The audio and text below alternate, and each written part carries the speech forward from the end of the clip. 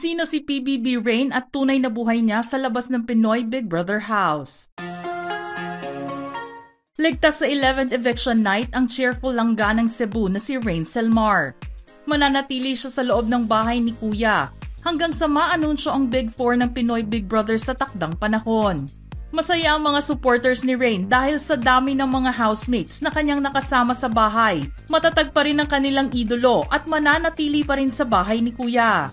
Nakakuha si Rain ng 36.35% of votes noong Sabado ng gabi na nangangahulugan na marami ang nagnanais na mapasama siya sa final Big Four. Sa edad na 17, si Rain ay isa sa pinakabata sa PBB roster.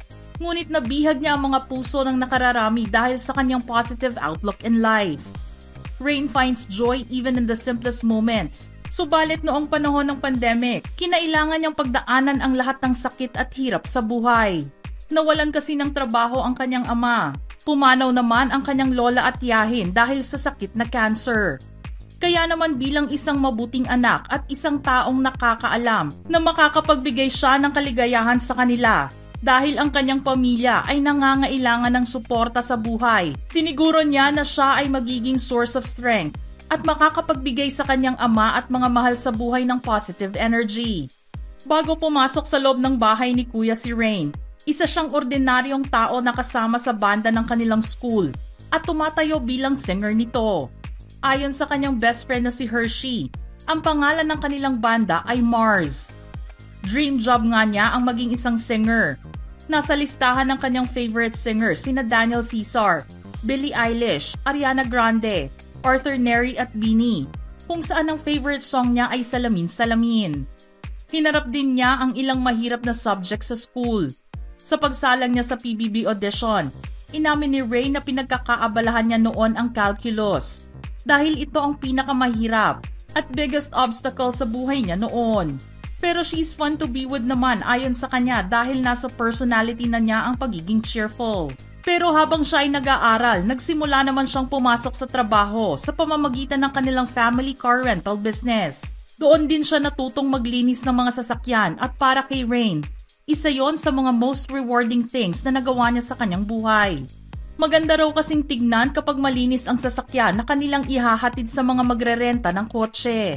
At nang matanong kung anong negosyo ang gusto niyang itayo kapag nagkaroon na siya ng pagkakataon, sinabi niyang clothing shop ang gusto niyang maging business. Tila hindi naman na siya mahihirapan dito dahil mayroon na siyang background sa pagnenegosyo, gawa ng kanilang family business. Pet owner and lover din si Ray na may mga alagang aso at pusa. Ang kanyang aso ay pinangalanan niyang Yuri. Ang alaga naman niyang pusa ay may 3 pangalan. Lucy ang given name nito pero minsan nagiging Cash o minsan din ay Star. Sa kanyang oras naman ng pagpapahinga, mas maganda at mahimbing ang kanyang tulog kapag mayroong music ang tumutugtog sa background. Best childhood memory niya ang pagpunta sa mga resorts kasama ang kanyang mga pinsan kasi super fun daw ito.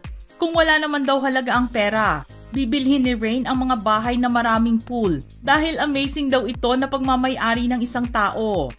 Nasa sporty side din si Rain at makikita yan sa kanyang fit na pangangatawan at magiging patunay ng kanyang active lifestyle. Mahilig siya sa volleyball, badminton at boxing. Pagdating sa pagkain, gusto ni Rain ang fried chicken, sushi, pizza, chocolate at adobo. Pero ang kanyang ultimate comfort food ay sushi. Fun fact naman kay Rain ay sa tuwing sasapit ang Pasko, muli niyang pinapanood ang pelikulang Home Alone. Age 16 naman niya nakuha ang kanyang student driver's permit. Pero marunong na siyang magmaneho noong siya ay 14 to 15 years old pa lamang. Isa pang magandang pag-uugali ni Rain ayon sa kanyang best friend. She can read the room easily and make sure that everyone's getting equal treatment. Pero maraming tao ang madalas maka-misunderstand sa kanya sa unang tingin dahil ang kanyang panlabas ay makikita as someone fierce. Ngunit hindi alam ng ibang tao na isa siyang soft-hearted person. Nagulat at natuwa naman ng iba nang malaman na K-pop lover din si Rain na idolo ang boy group na ENHYPEN at girl groups na NewJeans at Blackpink at bias si Jennie. Base na rin ito sa mga video reposts niya. Nakita rin ang ilang mga K-drama actors and actresses sa kanyang repost section na nagsasabing K-drama addict din siya. Ilang videos din kasi ng Korean actor na si Byun Woo-suk ng Record of Youth at Lovely Runner ang nakita rito.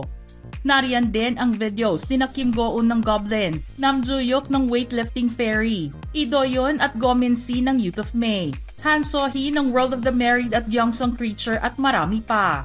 Pero sa kabila ng positibo niyang pananaw sa buhay, isang masakit at mabigat na pangyayari naman ang kinailangang harapin ni Rain na mayroong kinalaman sa kanyang ina. Sa kanyang pagkukwento, malungkot na sinabi ni Rain na she felt helpless noong mga oras na kailangan ng kanyang mommy ang tulong niya. Nadurog ang puso niya nang marinig ang ina in a shaky voice na humihingi sa kanya ng tulong. Nasa ilalim ito ng comforter at sinabihan siyang i-off ang aircon. Pero laking pagtataka ni Rain dahil hindi naman malamig at naka-off ang aircon. Sobra rin ang pagsisisi niya sa kanyang sarili noong mga oras na iyon dahil hindi niya alam ang numero sa kanilang ospital para matawagan sila.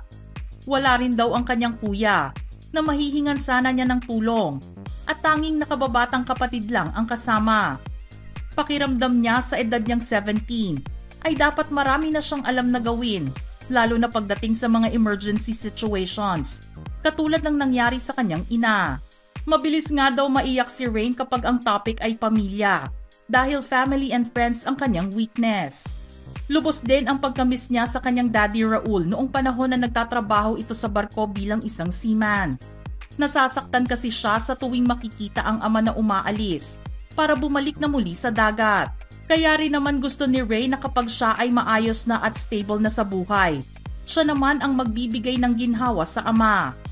Ang mga kaibigan din ni Rain ay todo ang ipinapakita at ipinaparamdam na suporta sa kanya dahil sa pinasok niyang bagong challenge sa buhay. Makikita sa mga post ni Mommy Jennifer sa social media ang mga banners at posters na ipinagawa nila para kay Rain. Mula sa kanyang mga kaibigan at OG barkada sa Sotero B. Kabahog Forum, ramdam ng maraming tao ang pagmamahal na ibinibigay nila para sa cheerful langganang Cebu housemate ni Kuya. Hindi rin naman matatawaran ang social media presence ni Rain. Ang kanyang Instagram account ay mayroon na ngayong mahigit 50,000 followers. Official Facebook fanpage account naman niya ay nasa 5,600 followers at mayroon na ring 1,000 likes. Ang kanyang TikTok account naman ay mayroon ng mahigit 34,000 followers. Marami naman sa comment section ng uploaded video sa kanyang account ang nagtatanong kung real account ba yon ni Rain. Karamihan sa mga sumagot dito ay sinabing totoong account nga niya iyon. May ilang mga tags din silang ginawa na magpapatunay na sa kanya nga iyon. Medyo may pagka-low-key lang kasi si Rain pagdating sa mga social media platforms. Mga ka-showbiz peeps, ano naman ang inyong reaksyon sa ating istorya ngayon? Send in your thoughts in the comment section below.